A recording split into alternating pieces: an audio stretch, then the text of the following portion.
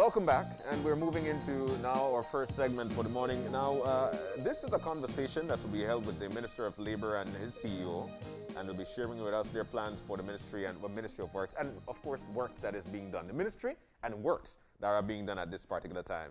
They're in with us, so we're so glad to have them in. Oscar Requena, Minister of Rural Transformation, Community Development, Labor, and Local Government, and of course, his CEO, Valentino Shell, CEO in the Ministry of Rural Transformation, Community Development, Labor, and the Local Government.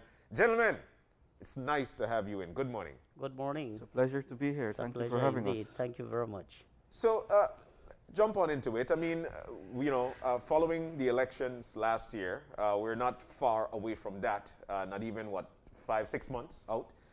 But things are the way that it is. We know that things are hard. Let us know exactly what's going on throughout our country with your portfolio. Well, thank you very much. Good morning, Marlene. Good morning, Remember my name, John. Good morning, Belize. Thank you very much for this opportunity to be here this morning. I must say that we're very excited. Indeed, it's been almost 6 months since this new government was elected to office, and I'm happy to say that I am grateful to the Prime Minister, for giving me the portfolio of rural development, rural development, rural transformation, community development, local government, and labor. And it is indeed an honor for me to have the opportunity to be able to serve our country. We started off with a bang, up and running. We know that we have great challenges with the economy, but definitely it was important for us to be able to, give the rural area the much needed attention. As you know, the rural area represents over 55% of our population. A very significant, percentage of our population, in Belize. And there are many, many challenges, in the rural area, from infrastructure, to health opportunities, to education, among many other areas. And certainly, it gives us the opportunity to be able to respond, to those challenges in a very positive way. And I will say that, I'm very happy that we have, our CEO, Mr. Shell, who is also from the Toledo district and also from a rural area, and, that has allowed us, to put our energies together, to put our focus together, to be able to, work hard, and our aim is really to, have a significant positive impact on the development of the rural area across Belize. Yeah, CEO, tell us about the opportunity to be able to serve as CEO and also coming from a rural area and participating in this particular ministry. Thank you, Marlene. John, thank you for having us. It is a privilege for me to serve. I have never aspired to work at the senior level of government. I've always been sort of in the background, working in the private sector, doing what I do. I work on a lot of development issues, so I'm very familiar with this landscape. But I've not really aspired to do this type of job. But I do welcome the opportunity, and I really I'm grateful that the minister, after he was appointed minister, called me and said, I'd like you to help. And I thought about it, of course. I thought about where we were as a country, what I have experienced so far, and I decided that it was a good idea to come in and take over the seat and do what I do best. So I am very happy for the opportunity to serve. And I think so far, what I can see that connects the minister and I is just our life experience, where we're coming from, and our will and our desire to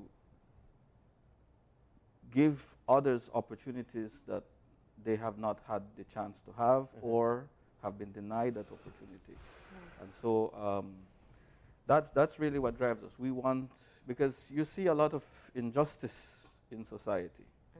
You know, people for whatever reason are discriminated against because of where they live or who they are.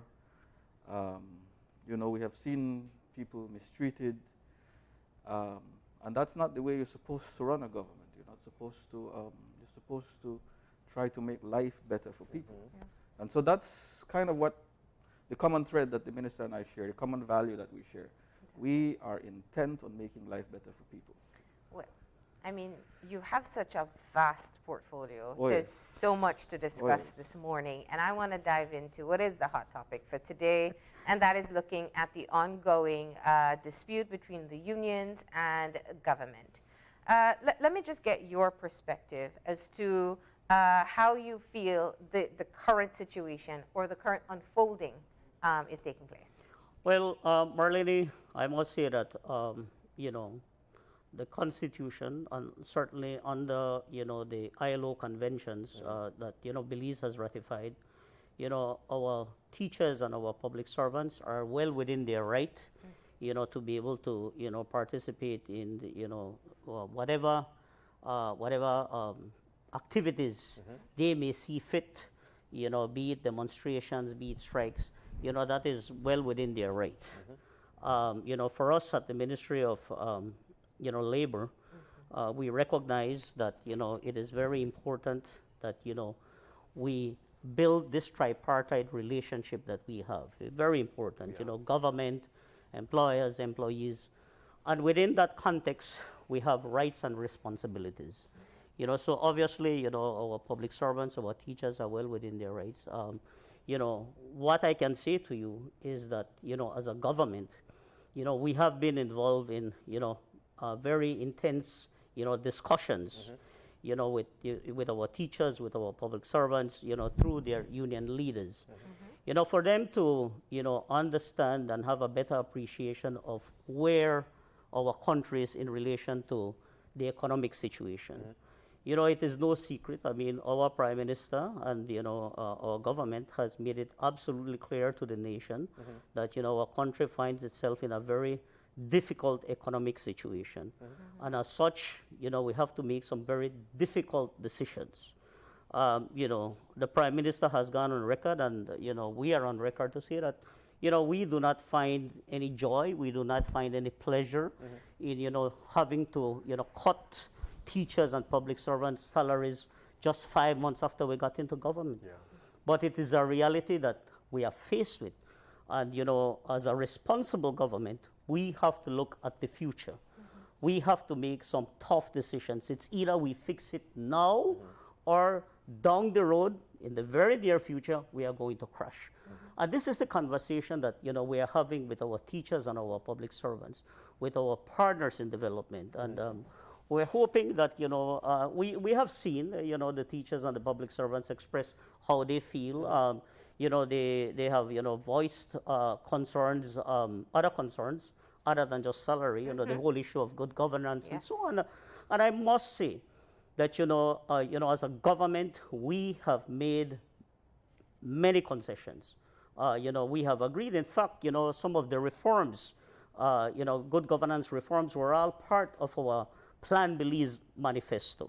You know, and that is why, you know, for us, it is not something that is alien to us, or it's not something that, you know, they are forcing us to do. It was all intended, you know, to be part of that, you know, good governance reform. And as a government, you know, we have placed all those things on the table. We are, you know, we have provided a timeline in terms of, you know, when we hope to see these things being implemented, and that's where we are. And we hope that, you know, our partners in development, the teachers and the public servants, you know, will be able to reason and, you know, recognize that, you know, this impasse has to come to an end. We have to move forward for the benefit of our people, for the benefit of our nation. Now, where we are today, there are the union's leaders yesterday expressed very clearly that strike action continues. Late yesterday evening, the Labor Commissioner issued a release. Some would say even a warning to the unions, speaking of the illegality of blocking roadways and also speaking of the existing regulations for COVID-19. Right. We haven't heard the Labor Commissioner on this issue before. Right. What would you say to people who say perhaps this is government trying to use this office to scare the teachers? Absolutely not, Marlene. Absolutely not. I believe that, government, and we have seen that government, has basically allowed our teachers and our public servants to participate and to express themselves in a very free and democratic manner. We all know that. I mean, we have seen many activities where, the roads have been blocked, and so on. And, government, has basically said, the police have allowed, our teachers and our public servants to express themselves.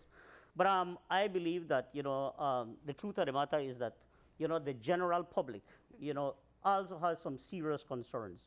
We have people wanting to get to work. It's very important that they are able to get to work. We have people who, may be sick. We had a situation where I believe we had a pregnant mother who almost gave birth, on the road.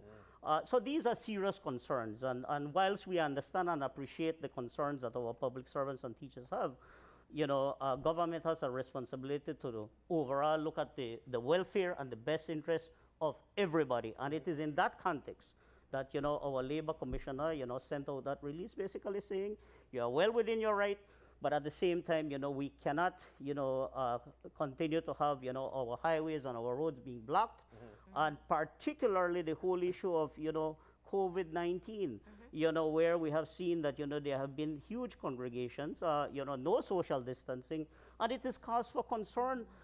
We are now seeing, a resurgence of new cases. So, it is concerning. It is concerning. So, and it is in that context, Marlene and John, that, that release was sent out. From your perspective as an area representative, what would you say to the public service?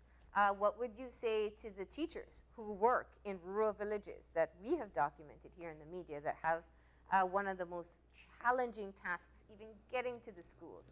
What would you say to them about the necessity of what is being proposed?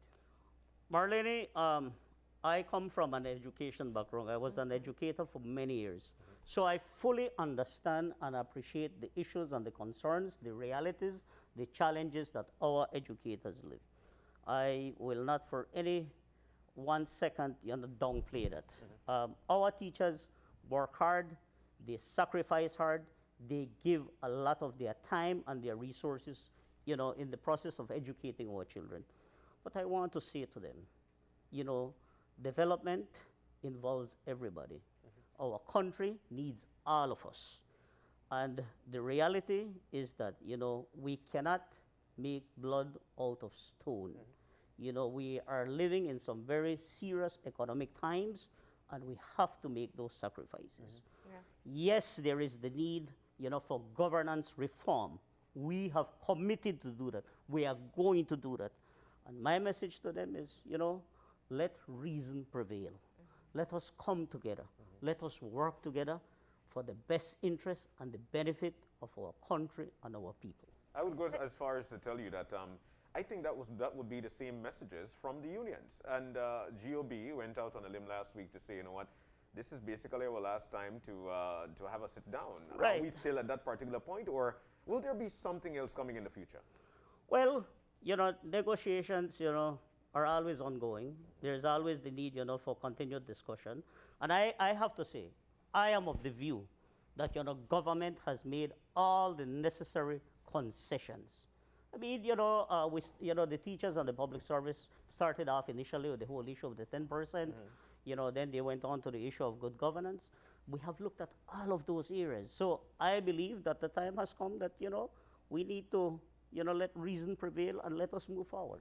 So let's shift to the other side of the labor conversation. In the interest of time, I want to get in as much as we can. The pandemic fallout has included many things. The economic repercussions are one, but that's also a big part of the unemployment that we've been seeing. This has been, of course, a conversation that is ongoing. We can talk investment, many things, but there's also been some changes within the Labor Department itself in trying to get people connected to jobs. What's the plan to get us from where we are with the current unemployment statistics, and depending on which one you use, unemployed or underemployed, to a better place. Do you want to take that, CEO? Yes, well, that's a huge undertaking, and that's, of course, not something the Labor Department or our ministry alone will be able to address. Growing the economy requires the full participation of the government, private sector, citizens on their own, even just their own creativity and innovation, as you have seen in many instances recently. But in the process, we are putting in place measures to facilitate the connection between employment opportunities that come out of the larger initiatives taken on by the government and those who are unemployed. A simple thing, what we call information asymmetry, means that we don't have the same information and we are not connecting. And so a lot of times there are opportunities, people are not aware of them, or sometimes people want to fill jobs, they seem to be unable to find the right person to fit that job. And it's a simple matter of information asymmetry. And so what we're trying to do is to make it easier to communicate in the marketplace, in the labor marketplace. Who has a job, who's looking to fill a vacancy, who has skills, who's looking to become employed and provide services. And so that's kind of what we're doing. And of course, we're in 2021, so we're trying to use, well, we're not trying, we're using technology to make that efficient communication and transaction within the labor marketplace. And so that's one of the reasons why we have been pushing hard to go online and have people able to access these platforms even from their phones, because you're not, sometimes you're in a village, you're not really in town, but if you have data signal and phone signal, you can access this information. So making it easier to connect, making it very efficient, no matter where you are, and no matter the skill level. You can be highly qualified or not as qualified. The platform is still available. So really it's about connecting people in the fastest way possible, especially under the circumstances. We know a lot of people have lost their jobs, especially from the tourism sector. But even so, the population is growing, so we keep producing new workers, and the economy for the last decade has stagnated, and so there was not even space for them even before COVID. So we have that humongous challenge that we need to deal with. And of course, we are dealing with that in other areas as well, promoting in foreign direct investment, promoting the growth of new industries, expanding our exports. And so you can slowly see some life coming back to the economy, and reopening tourism, for instance. And I love statistics, so I follow the trends, and I can see a little pickup in the economic indicators that are very useful for us. So, like I said, it's not something one ministry alone can do, but we're doing the part that we can. So we had the Labor Department on talking about the new platform. Very interesting. People sign up if they're unemployed and want to find jobs, and people who have openings can register there as well, and it can help to connect them. So has that been progressing? People have been using the platform? Yes, it has, and we have officers who regularly check the platform, who actually go and call these people and vet them, because we want to make sure that these are legitimate uploads that we put on the system. And once they're cleared, they're vetted, they know that they're readily available. They're also in contact with employers, those who have registered on the system and those who are potential registrant to the system, so people who can get on the system. So they have been reaching out every day to people to make the connections. And this is something that they used to do manually, but now it's being done electronically. And let's expand there from looking at using the Labor Department as a platform, but also looking at the existing labor laws. Last year, we ran into a predicament where, because the pandemic was novel in its own sense, we didn't have things like furloughing in our laws. We didn't have some of this space for us to be able to get through the challenges that we saw with employment. What's the plan in looking at ensuring that there is sufficient protection for employer and employee in the labor laws that exist? Yes, the response we have had to do has had to be institutional. So, you know, we can't really just look at one bit and say we'll fix that, and then tomorrow we're hit with something else and we fix that bit. So what we have had to do is first to reconstitute what we call the Labor Advisory Board. These are a group of people that represents the government, the private sector, and the unions. And so that they can collectively come to the table and ask these very same questions and say, okay, how can we make sure that we are able to address these things when they arise, and of course try to preempt them as well. And so we have reconstituted the Labor Advisory Board.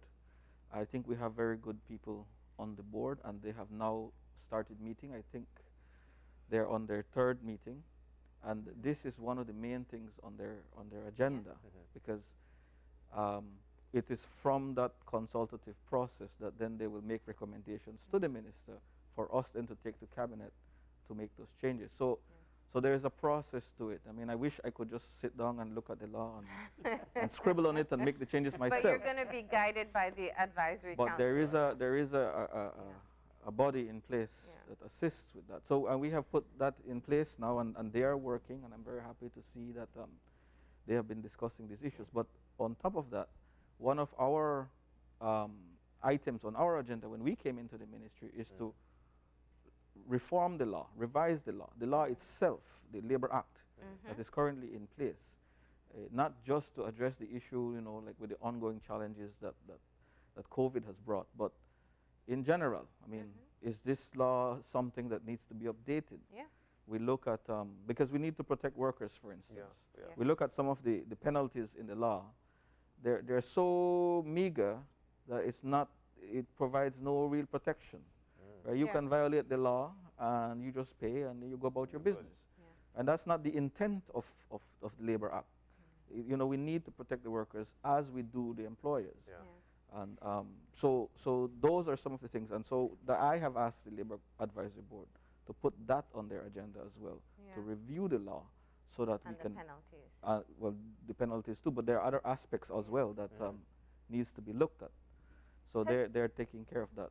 Has the issue of the occupational and safety health aspect come up as yet? This has been on the to-do list, I know, from the unions and private sector for quite a while. There's been very little progress made.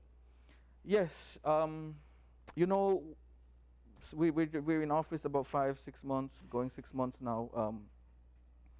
And one of the things I find, this is just relating a personal experience, is I found, and we found, a lot of things just there, sitting on the shelf, not moving for a decade, years. And I find it strange and interesting at the same time.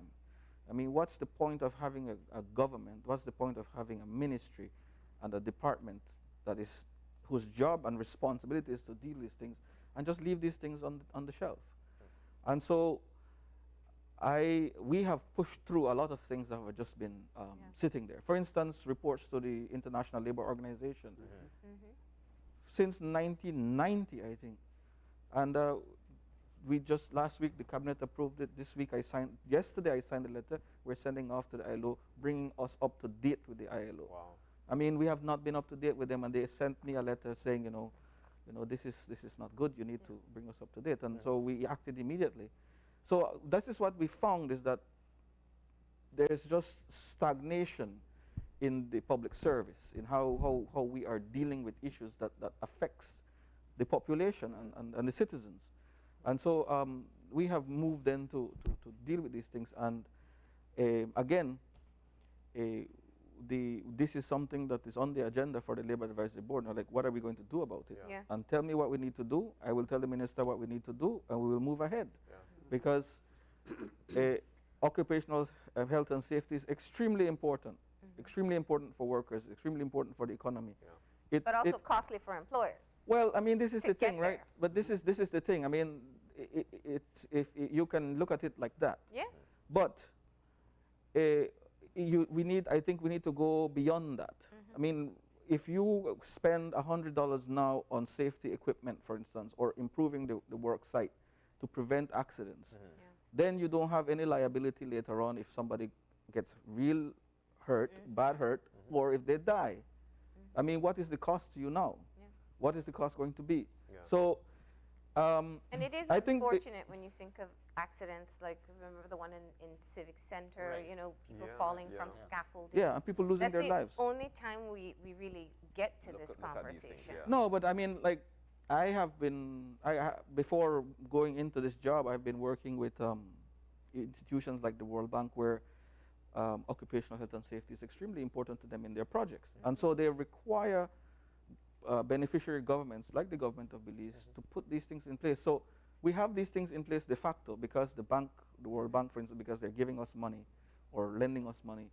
As part of the requirement, we need to have these measures in place. So we are doing it sort of de facto because we're being pushed to do it.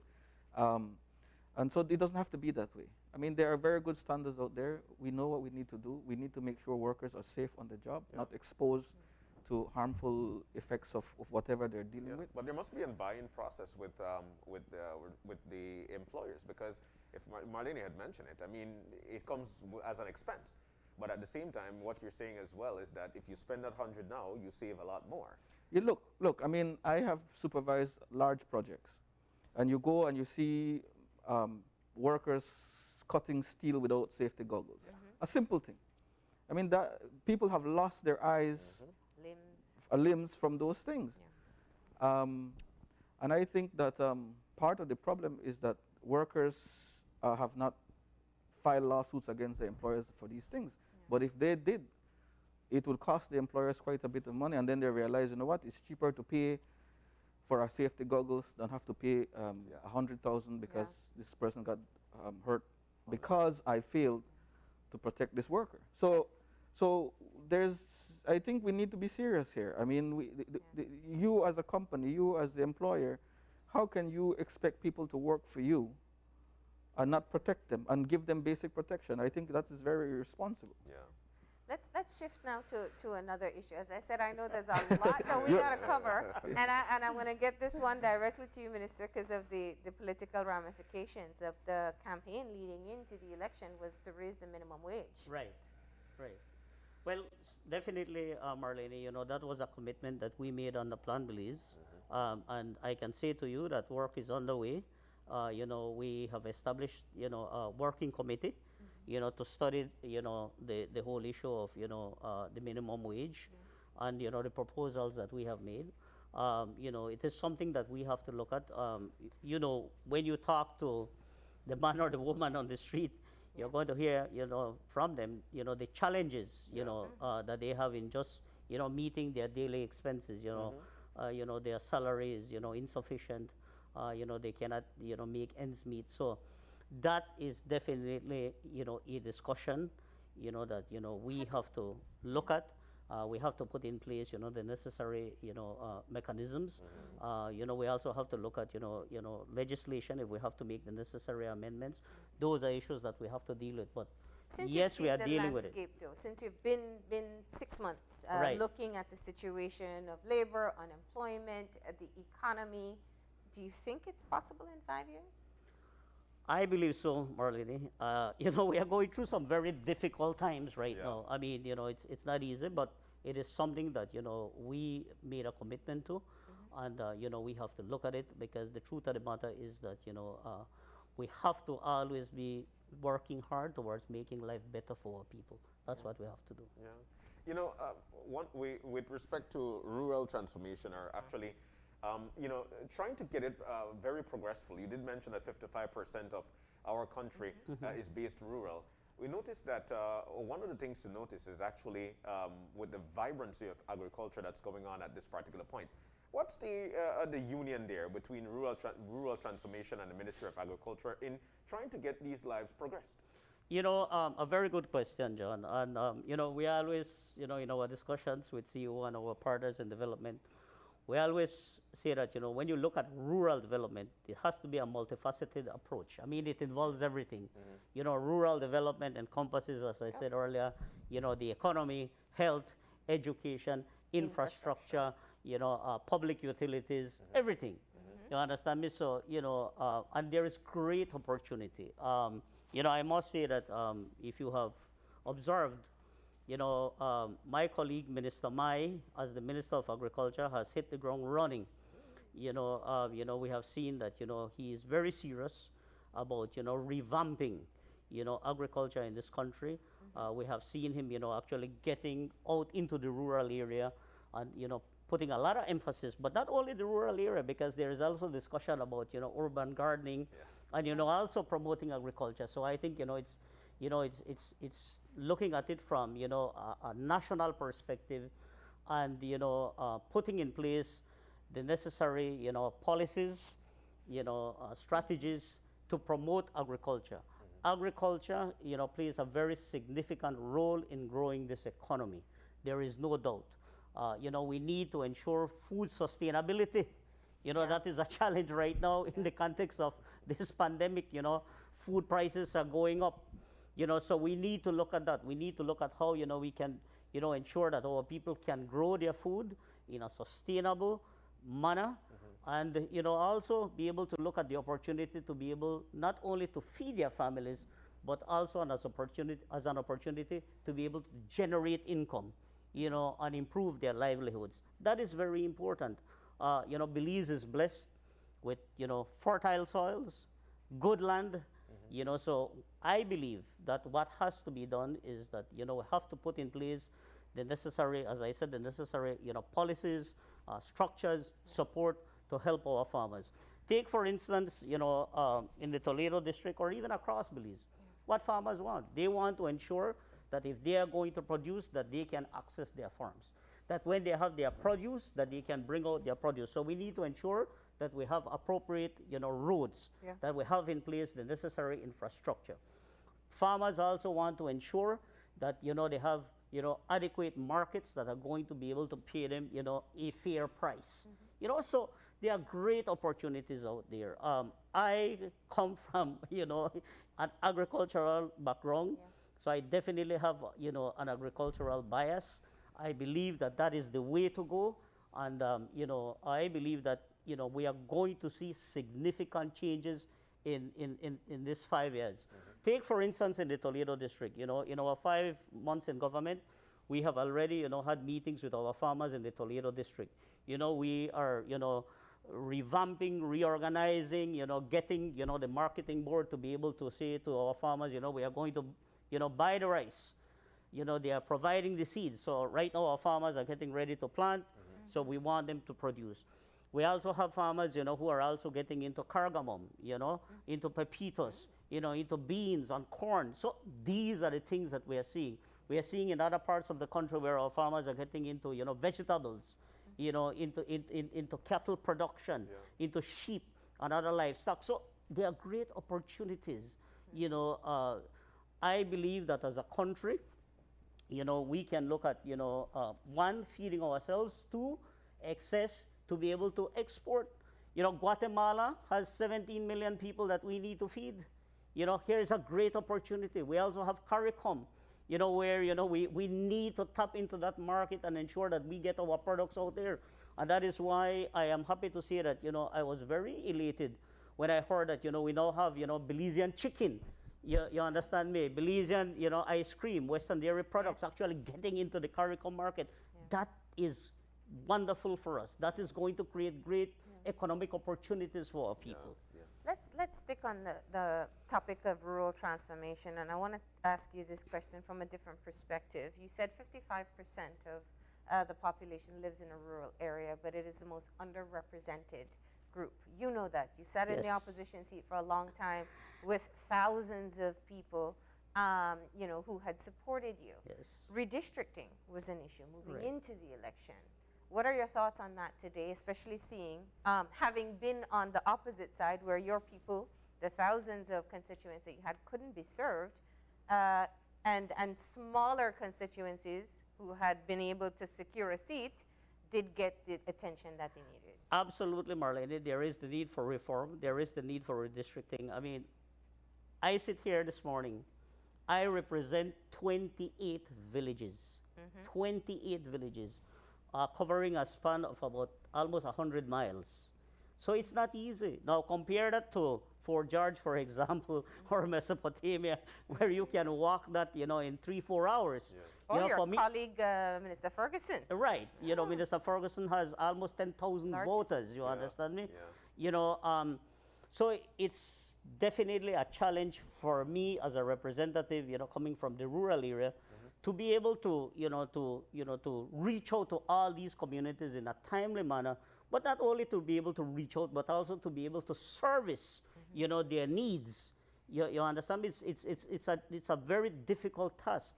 In the last 5 months, we have done significant work in my constituency in terms of trying to improve the roads, opening up new farmers' roads that were never opened up in the last 10 years.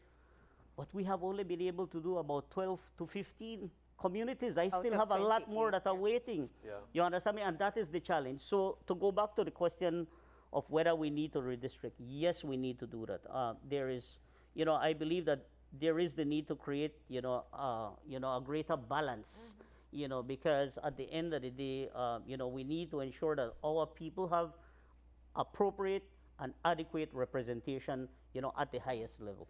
What about classifications? Some of these villages, they represent, they're as big as some of the towns that we find. Yes, we have already started discussion around that topic. Is there a legal definition for There town, is, there is, village? yes. Like a village, for instance, can be declared when you have at least 200 eligible voters. Things like that. But we have villages that are bigger than towns. Yes. And we have villages that are Nadyville, operating like towns. Hackneyville, Yeah. Bella Like Vista. Bella yes. Vista, Placencia, Independence, Keycarker. Yeah. And so we are going to have a discussion with these communities to talk about what they're interested in. Some have been very direct with us and say, we want to be declared a tongue and be over with this. Wow. And so that's sort of the thing that we need to do. I mean, we have the population in these villages are very large, very significant. You have large businesses in these communities who, because of the way the laws are currently written, are not paying their fair share of taxes, for instance. You can set up a business up in Ladyville and you don't have to pay a trade license because it's out of the reach of the Belize City Council. And there's nothing that allows the Ladyville Village Council to charge you a trade license. So you're good to go. So but you're using all the infrastructure, all the streets in the village, your customers, everything, but you're not paying taxes. So those are things that we are already looking at. Before this term is up, we will deal with these issues. But these things, again, as I alluded to earlier, these are not new issues. These things have been there forever. Why hasn't this been addressed? But that aside, we are intent on tackling all of these issues. There are several local government issues that we're also dealing with, in addition to the issues with the villages, because we're rural transformation, which means we're responsible for villages and village councils and water boards, but we're also a ministry for local government, and so we're also responsible for all the towns and everybody else who live in there. So essentially, we're responsible for the whole country, right? And but can you explain to us, CEO, what is the impact of the reclassification? Because you spoke of it from a tax perspective, but it's also that some of these communities are already self-sufficient. Bella Vista is a great example of that. Yes. What is the impact of if you reclassify a village to a town, and what are the benefits or pros and cons? Well, I mean, it leads to greater decentralization. It leads to greater autonomy for the community. It leads to more resources for them to address their own needs. Because, for instance, Bella Vista has a lot of streets, but they're very poor streets that haven't been graded for 13 years. Yeah. But if they were a town, they could have addressed those streets without having to wait on central government to do these things for them. So that's the benefit, is that you can begin to address, like they don't have a garbage collection system, right? So you can, when you are a town, there are things that you have power to do, you have the authority and the mandate to do, and you have resources with which you can work on to address these things. Yeah. So, but right now they don't have it. So they either just wait, or they can't do it because they don't have any resources, or it depends on who their representative is. They may or may not get help. Yeah. That's not the way you develop a country. That's not the way we're going to progress. We have to put in place governance mechanism that allow people to help themselves and improve their own lives. Yeah. And that starts by having good local government. Yeah, and that is primary indeed. Right. And if I could just add to what CEO said, currently we are looking at several legislative initiatives, that are going to empower our local communities. For instance, I intend very soon, to take amendment to the legislation to the House to be able to make reforms to increase the autonomy of our local communities.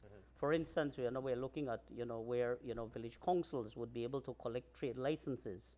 We're looking at issues where village councils would also be able to collect mining licenses. In the case of communities where you have peers, that they would also be able to collect peer fees. All these are aimed at giving our communities greater autonomy and empowerment to be able to generate income, to be able to take care of their needs in their communities. So it's a very comprehensive, dynamic process. But we are intent on making some of these reforms to be able to help our people. Time is dwindling down, and I don't want for you guys to leave without throwing this one out. You guys are from the Toledo district, of course. Both of us. Like myself. Like myself. She used to live there I as well. was going to say, I'm all on the used to live Southern there. Love bandwagon. You are outnumbered. I live there. She used to live there. Yeah. She used to live there. Oh, so yeah. all I four love of it. us, we've got that within us. But there is also a situation there in the Toledo district with the Mayalan rights. And there was a situation there in, I think, Midway Village. Right. What's the current situation with respect to getting it dealt with? At this particular point, it seems a little stagnant. What's the situation there with that situation? The particular Mayalan rights issue is being dealt with by the ministry responsible for indigenous affairs. So that is on their plate. Now they can call us, they call us for assistance, but they are taking the lead in dealing with that matter. And I think several years have been wasted in addressing this, because 3-4 years have passed and there's no clear definition of what it is that they're going to do to implement the ICJ ruling on the matter. But now the new government has taken over. We have a new minister, a new C.E.O, and a new department, a new commissioner for indigenous rights and indigenous affairs. So they're the ones sort of putting all of this together, examining the issue, and I'm pretty sure that we're not 3 years it's not going to pass and they're not going to do anything about it. Yeah. I'm pretty sure that CEO Santos, Minister Balderramos, Commissioner Chuck are meeting on this issue, and I'm sure that very soon we're going to hear from them about how is it exactly they're going to move this issue forward, because it's been pending for too long. Yeah. Every time the CCJ asks the government for an update in the past, there is no real update. And I don't think that that's the same situation we're in. I think they are intent on dealing with it. Yeah. Yeah. So I know there is a lot to get into, Yeah. and we have seen, and we didn't touch on all the other meetings that you've been having and the infrastructure work that you've done in the villages, because I think those have been reported on. But the idea of rural transformation, as your ministry is defined, what do you envision that you are transforming them into? I think it's a very valid question, Marlene. Development is a process. And development engages stakeholders. It's a very complex situation that requires a very long journey, if I can use that analogy. But definitely, it's something that we have to work from a perspective of looking at how is it, first of all, the individuals or people who live in the communities, and what is it that they want. So it has to be, a very engaging process. We have to engage our communities, for them to be able to define, what are their needs, how do they envision moving forward, how do they see the role of government, how do they see their role in that process, what support mechanism needs to be put in place, whether it is through legislation, whether it is through resources and infrastructure. So it has to be a very engaging process. But my vision really is that government, the people, our stakeholders, that we come together and we work towards one common goal at improving the lives of our people. We know that the rural area has many challenges, whether it is health, so we have to look at the health, we have to look at education, we have to look at agriculture, we have to look at infrastructure. In other words, what I'm saying, we have to look at the holistic development of our communities, of our people. That is what we have to engage I in. think really rural transformation is about improving the quality of life for our citizens who live in the rural areas. As it is right now, the rate of poverty in rural areas is twice that of the urban areas. So we have a problem there. The opportunities are less, whether it's in health or education or even employment. The services, the availability and accessibility of services is lacking in rural areas. So we address those things. We address, accessibility to services. We improve the infrastructure. We improve the opportunities that they have. And we, of course, put a dent in poverty in rural areas. And that, I think, for us is what rural transformation is about. We need to go from where we are now to a better place. And so before we go, I mean, I know we're... Let me just jump in there at one point, because then you touched something, and I got to go after it. So, because usually when we talk about the poverty indicators and we say what has been identified, which is especially you're one of the area representatives for Toledo, that Toledo is recognized as underdeveloped, and also they have higher incidence of poverty. Now, I've heard the arguments many times before that traditional living is oftentimes confused as poverty, and it's just based on the indicators that you use. But it boils down to simple things, just the basic needs that are provided for accessibility to necessary care, whether it's healthcare or education. How do you focus on being able to build the communities, allowing them for greater access? Infrastructure is one, but really changing the dynamics of the situation of poverty in rural areas, especially in the South. Let me, if I can jump in quickly. I grew up in the South. I grew up in Toledo. I grew up in poverty. And I don't really like when people romanticize poverty. There's nothing beautiful about it. Yes, we have traditions which are beautiful, but there's nothing traditional or beautiful about poverty. That's where I'm coming from, and I have been able to extricate myself out of it. I want to extricate as many people as I can out of it. So the fact is there is poverty. The fact is people have a poor quality of life. They're unable to access services. There are limited opportunities. You have to eke out a living however, which way you can. That is not tradition, and that is not romantic. And there is this, so I really, I think we need to move away from framing rural poverty in that sense. Of course, people get by. Of course, people survive how they can. Of course, there are some things that they do well, right? And they can be happy families. Yes, of course, strong traditions. No, strong but it traditions. doesn't mean they're not poor. Strong traditions, good households, strong communities produce a lot of happiness. A lot of happiness because you're with the people who you love and care about. That's perfectly fine. So to change the dynamic of those things, we got to change the environment. Change the environment. And people want to change. This is why there are probably more people from the Toledo district living outside of the Toledo district. Why? They're trying to get away. Why? Because they're trying to find something better. If it was all good and romantic the way some people frame it, we would not move.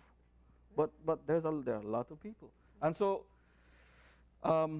there's plenty of work to do. I think in the first step in addressing a problem is to define it properly. Absolutely. Final words. I know. So I just wanted to add to what CEO said. I think it's about creating opportunities for our people. That is very, very important, and I believe that a very key opportunity is access to good quality education. Very, very important. I believe that education. I only had the opportunity to be able to go to high school, and thereafter I had to start working because I came from a very large family, and thereafter I had to send myself to school. Eventually to university, but at least I was one of the fortunate ones that I had an opportunity to at least go to secondary school. We have a lot of our young people, in the rural areas who do not have an opportunity to go to school.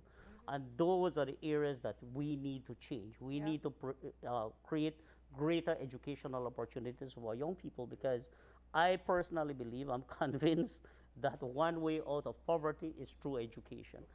So I just wanted to elaborate on that part, that it is about creating better opportunities, greater opportunities for our people in the various areas. All right, thank you guys so very much. We must leave it there now. I think we did 3 of your 4 portfolios.